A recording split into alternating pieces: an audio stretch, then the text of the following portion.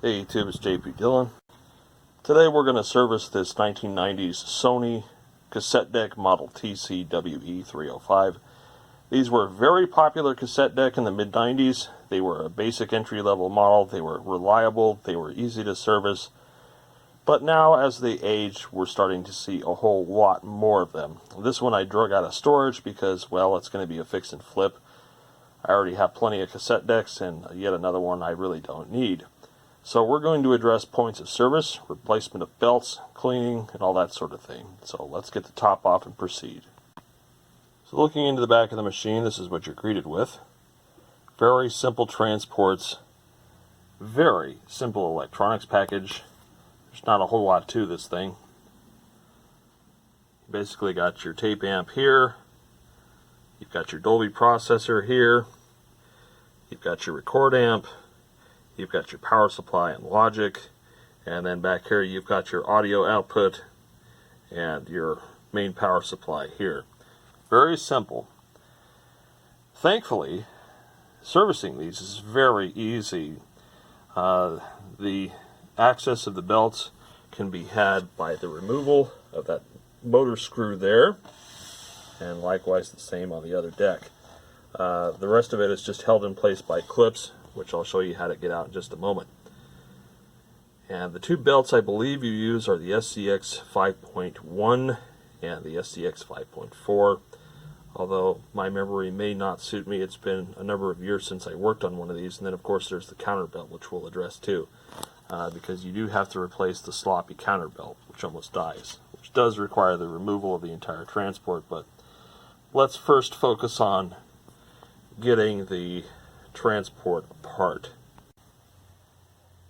Now, the first thing is to get yourself a 0 size screwdriver, or actually I believe this is a size 1, but you want to get the size 1 screw into this thing right here and loosen this. And I'm probably going to bump the crap out of the camera mount here, so bear with me.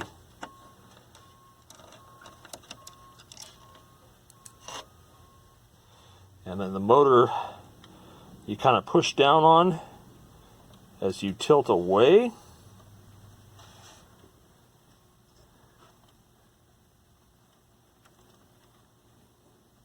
And then you got to pop it out, because you can see there's a little hook there that goes into that hole.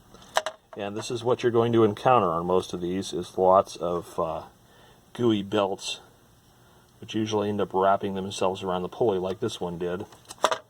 That's just lovely. And we have to clean all that up. So in order to do that, you can either use a dental pick or an X-Acto knife and just run it through the pulley. And you're going to get messy here, so if messiness is not your thing, you may wish to wear nitrile gloves or something like that, just so that the you don't get covered in belt goo. I really hate it when the belts turn to tar, but that's pretty much happening on all the Sonys. Whomever they used for their belts, they I guess they weren't galvanized properly or something. However that works. So I'm just scraping off the big chunks, wiping them on a shop towel, and just going until I get the majority of this clean. And then we're going to go over the pulley with a Q-tip and some isopropanol. If you find one where the belt has wrapped itself around the motor shaft here, use a toothbrush and isopropanol to make sure every little last bit of that is removed, and then put a couple of drops of machine oil on it, because otherwise the belt tar will get into the motor bearing and seize it, and then you'll have a bigger problem. So actually I'm just going to take the toothbrush and scrub this motor pulley. The isopropanol will cut through the belt goo pretty well.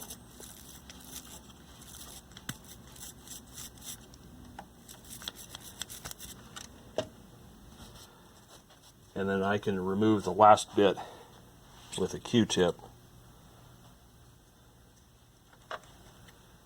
and just rotate the pulley while I press the Q-tip into the pulley groove. clean up the remainder isopropanol, and that's our motor. Now we'll have to do the same thing with the capstan flywheel and the intermediate flywheel. You can see a chunk of belt that's hanging up here.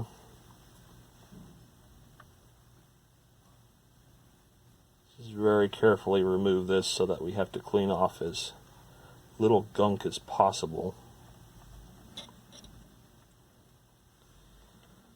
Remove that old tarry belt.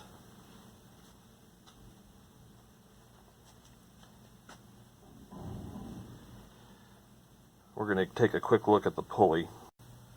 So we can see, looking down here, when we rotate this, there's no belt chunks left, which is good. So again, I'm just going to take a Q-tip with some isopropanol and just get down in here and clean up the remaining pulleys.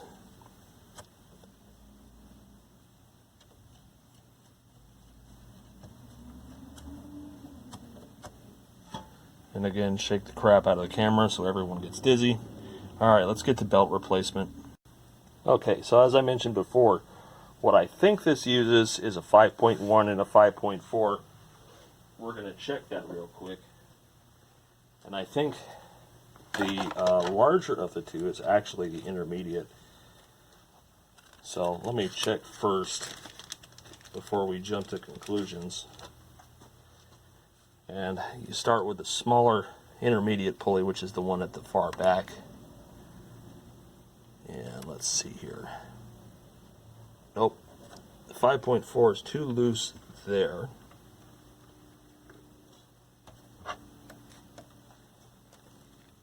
So it's going to be the 5.1, the SCX 5.1 for the intermediate, which is that guy right there.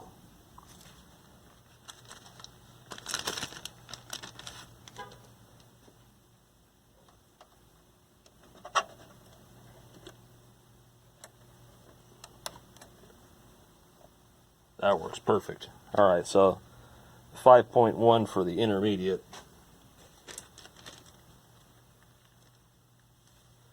And let me see if the 5.4 works for the main motor.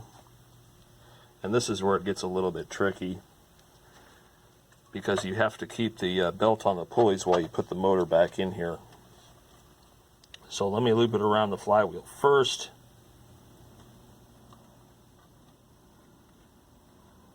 Got to get it in the right spot, and then hook it over the motor pulley. Yeah, the 5.4 works for the main capstan, which I'll show you that bag in a minute. So then I have to get this back in here and get that flush like that, and then find the cute little screw that I was using to put this back together. Okay.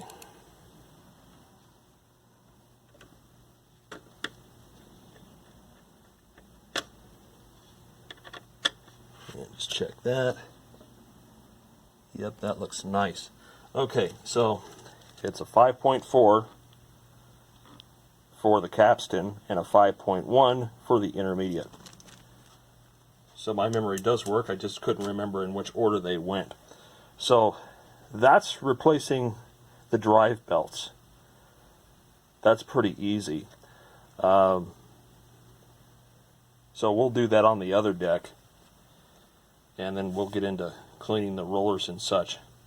But what we need to really focus on is getting the counter belt replaced on the secondary deck. So let me go ahead and remove that one, and I can show you how to do that.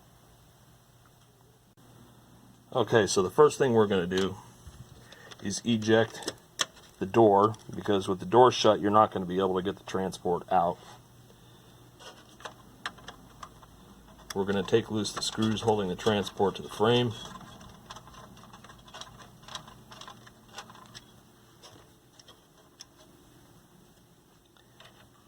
There's one.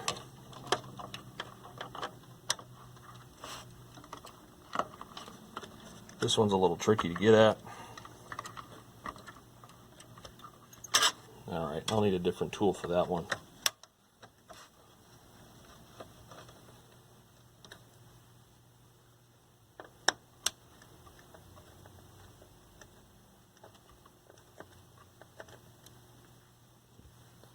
Let me see. We're going to use this little L-shaped screwdriver to pop this one loose. I think once I get it loose, I can get it out, no problem.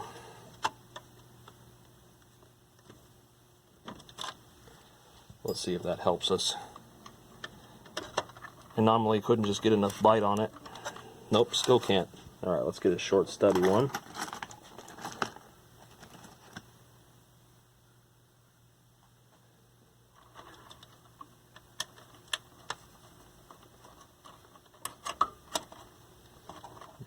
Yeah, it's coming out.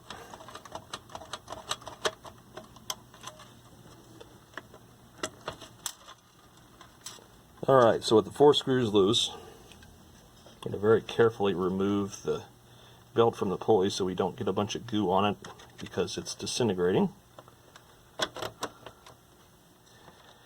Pop the door off the transport by sliding up from the front, and it just pulls off like that. And then you have to finagle the transport through the door.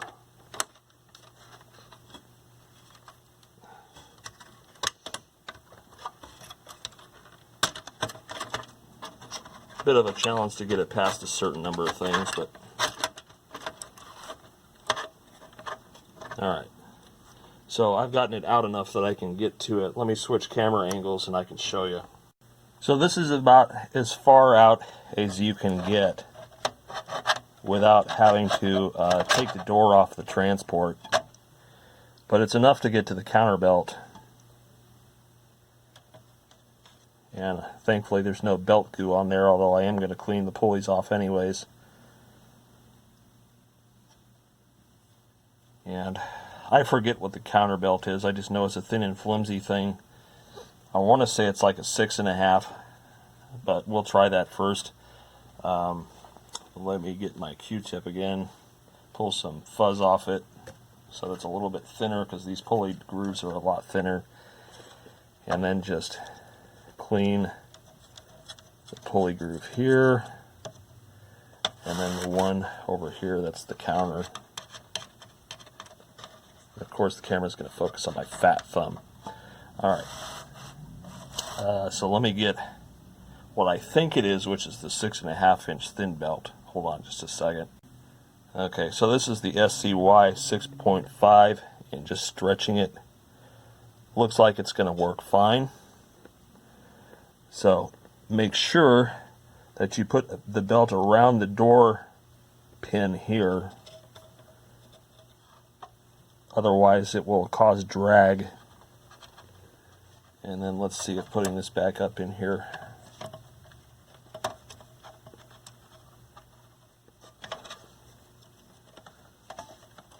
We're going to do a test fit to make sure that that 6.5 belt is going to work for our application. A little on the loose side, but that's okay. You don't want it to be tight because then it causes drag and wound flutter issues. That's going to work just fine. Okay, so let me put the 4 screws back in and then we'll get to changing the belts. And of course, like I said, I'm going to bash the crap out of the camera mount today so that everybody gets motion sickness. It's my gift to you.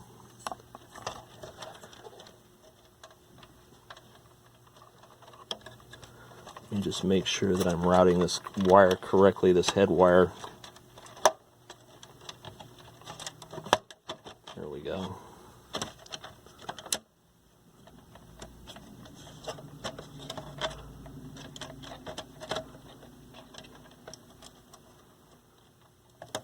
One thing I've learned the hard way over the years is that if you pinch the head wires in something, it almost always causes a physical impediment that makes it very difficult for parts of the transport to function. So make sure all your wires and everything are routed correctly out of the way of the heads and out of the way of the flywheel, obviously. Let's go ahead and put our screws back in.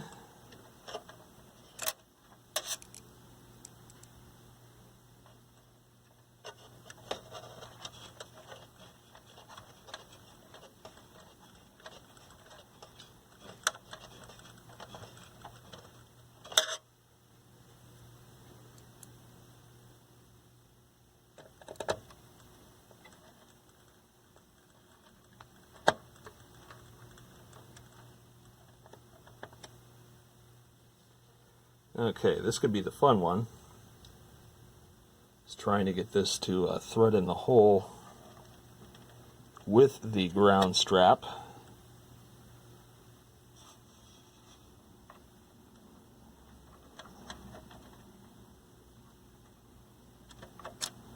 Dexterity is not my strong suit today. Let me see if I can find something to grab this with. Get some hemostats and pull this up.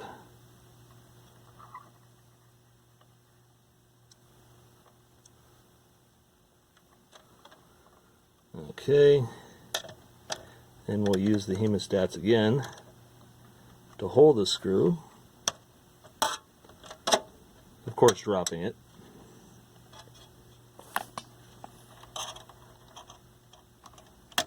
Yeah.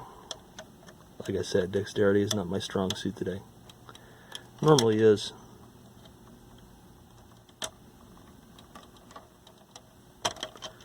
Come on, you, thread.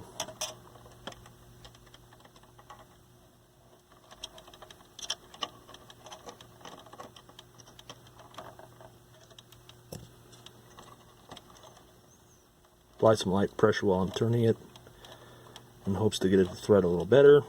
There we go.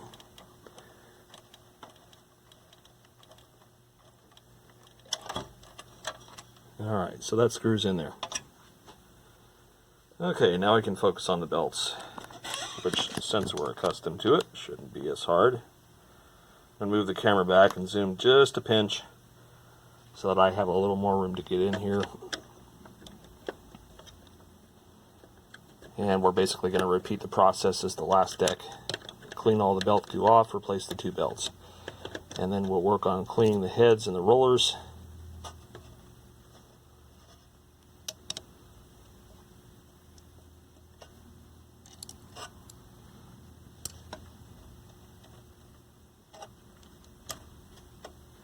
Yeah, this one's nice and tarry.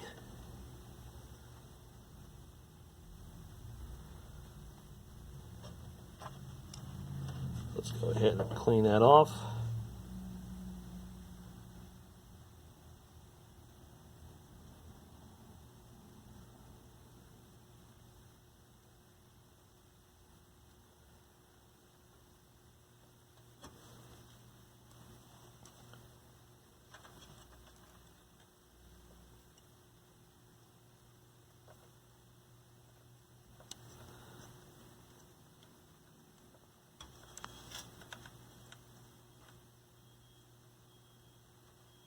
Alright, it's getting better.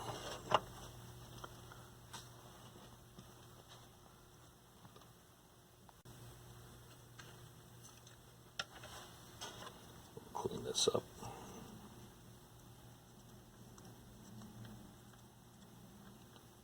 No gunk wrapped around the pulley.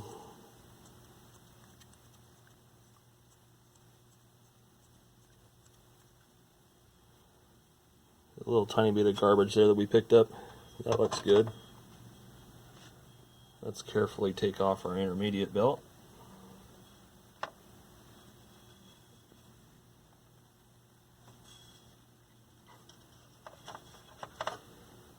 And that one decided to break up on me.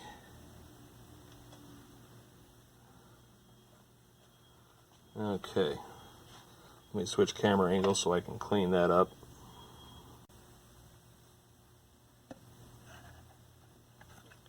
You see the little belt turd laying in the bottom of the chassis there.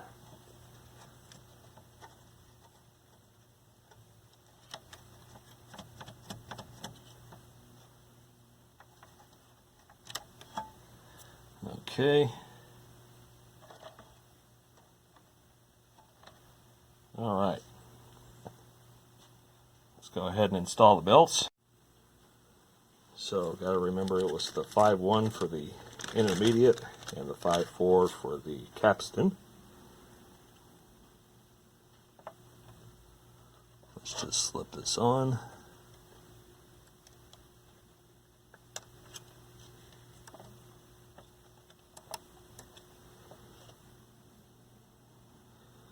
Okay, then we'll grab the 5-4.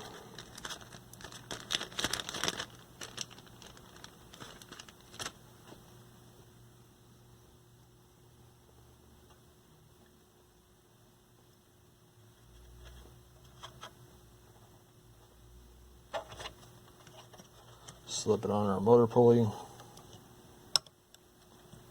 and then get the motor back in here. Have my little screw handy this time.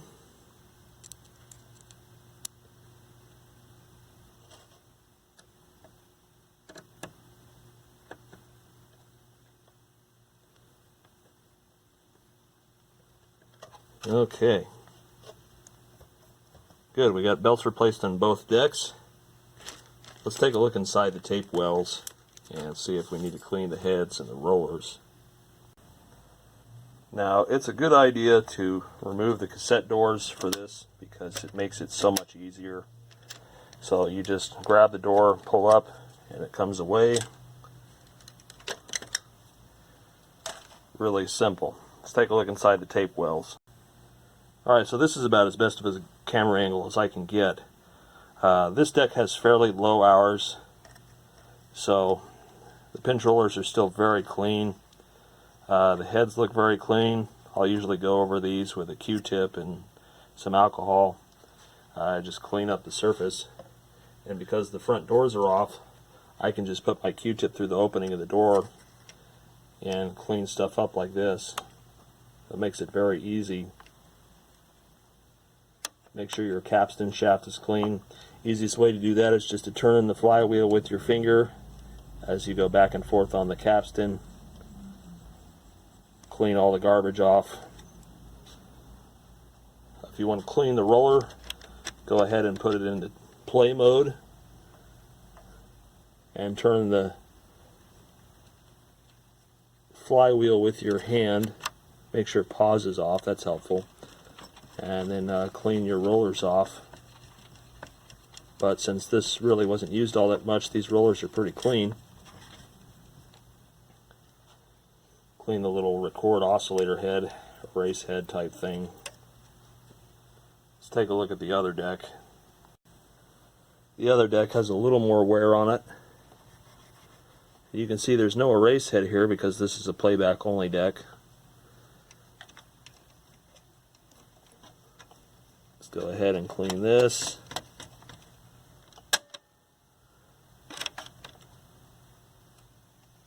And clean the roller.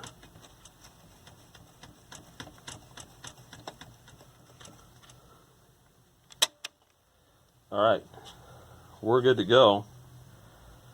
Now what we'll do is hook it up to the wow and flutter meter and put a test tape in and set the speed. Okay, now I'm not expecting much out of this deck. These decks were entry level, so don't expect wow and flutter numbers above or below, I would say below 1.5. These really were not that great. They were just a get it done cassette deck. I wouldn't use one for archiving, I wouldn't use one for critical listening, but if you just need background noise or a garage cassette deck or something like that, they're quite good. So let's go ahead and turn on. Let's check our playback deck. I'm just using my standard TAC 3 kHz wow and flutter tape. Alright. Let's take a look at the wow and flutter meter. So right now it's running about 2% fast. And so the way that we adjust that is down here in the system control. You have 4 speed pots. And they're labeled A high, and A low or A normal. Might have to get some of this cable out of the way. So we're going to adjust the A normal and see if we can stabilize our speed. Alright, so here I am adjusting the speed. So we're at 0 now. Let's check our wow and flutter. And on a scale of 0.3, you can see we're hovering there about 0.12 to 0.15. That's about what you'd expect. So let's do the next deck.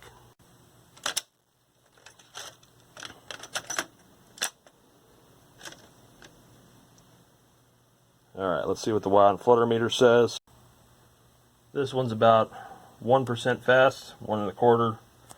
So we're going to come down here and we're going to adjust our B normal.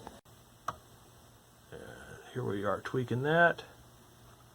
It's about right. Let's go over to our wow and flutter. That one's a little higher than normal. That one's about 0.2. So let's see what's causing that. So one thing to check while the deck's in motion is if there's any debris riding on the belts that you changed, indicating you didn't fully clean the pulleys. Let's get a Q-tip and clean this up a little bit and see if we can improve these numbers. So I'm going to just gently ride my Q-tip with isopropanol on the pulleys, on the back side of the pulley. And I haven't gotten any real serious gunk off. So I'm going to try doing the main capstan drive. Up. Got stuck in there. Let's try that again.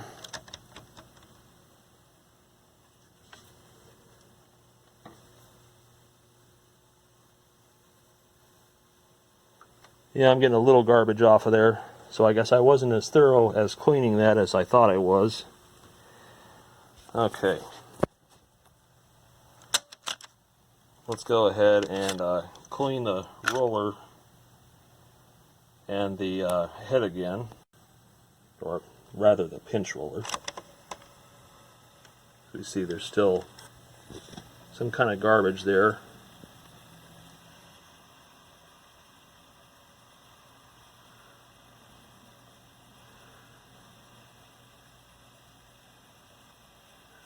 Put it into pause mode so the roller's not interfering with me cleaning the capstan.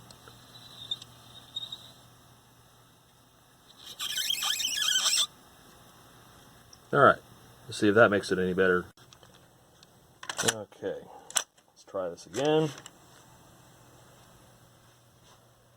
And we're still pretty high there. Not looking good. Alright, so let's take the motor out of the right deck and let's see if there's any deformities in the pulley or anything that could cause that wow and flutter.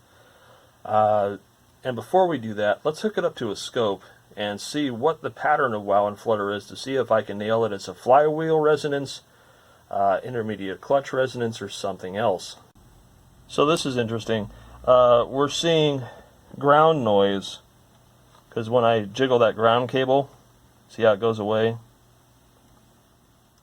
So we need to make sure that ground's secured first. Okay, so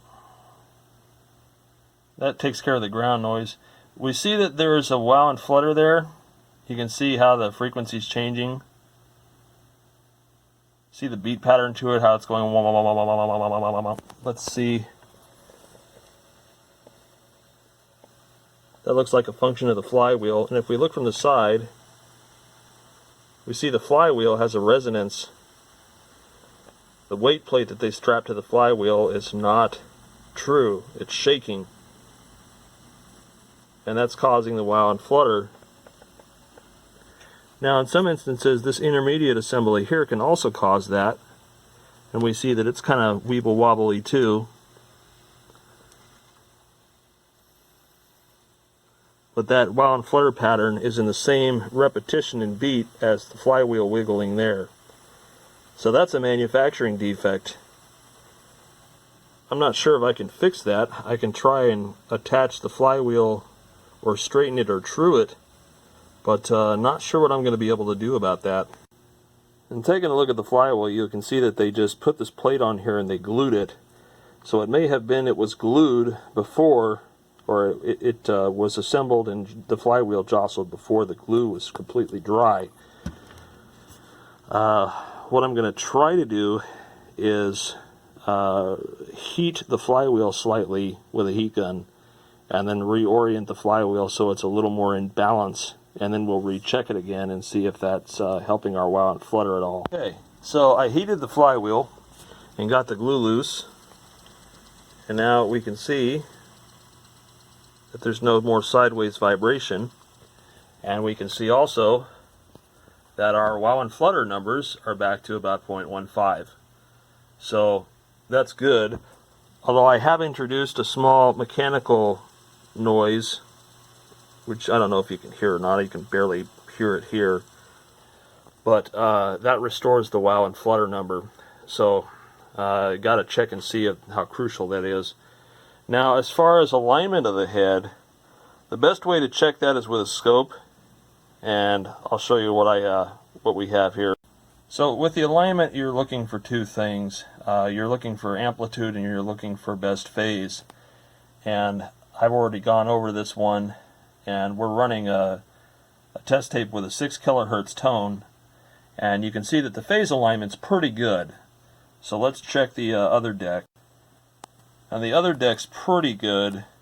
You got a little bit of a loss of amplitude. Just pushing on the tape cassette to make sure. Yeah, so our phase alignment's correct, but our level on the left side's a little bit down. So let's clean the head again and make sure that it isn't just a little piece of gunk in there. And let me just clean up the head, and then we'll retest it. Thing about old tapes is they shed oxide a lot faster than you think.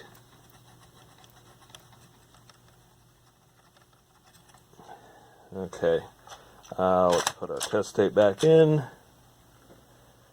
It's still a little down there. Let's just make sure it's not this section of the tape. We'll fast forward a bit. Yeah, it was that section of the tape. Okay, so that looks pretty good. So this thing's all ready to go. We can box this one back up and clean it up a little bit, and it should be ready for prime time. Alright, so she's buttoned up and good to go. If any of you are interested in this deck, it will be going up on eBay. It'll be a buy it now of $150, and that includes shipping. So if you want to grab this, go for it. Maybe I'll post a link in the description once everything is up and live. But hope you guys enjoyed this video. So if you come across one of these decks, the belts are readily available from Russell Industries, also known as PRB. Again, SCX 5.1 for the intermediate and 5.4 for the capstan. And I just cleaned it up, and they're pretty good decks. Now, I didn't go over aligning the high-speed dubbing because, well, most people don't use these for high-speed dubbing anymore. But in order to do that, you would need to use a frequency counter at the output and verify that after you've set the playback speed properly using a 3 kilohertz tape, that dubbing that onto another deck yields 6 kilohertz at the output of each deck, which requires, the use of the frequency counter and a little more advanced. So anyways, hope you guys enjoyed the video. More stuff to come.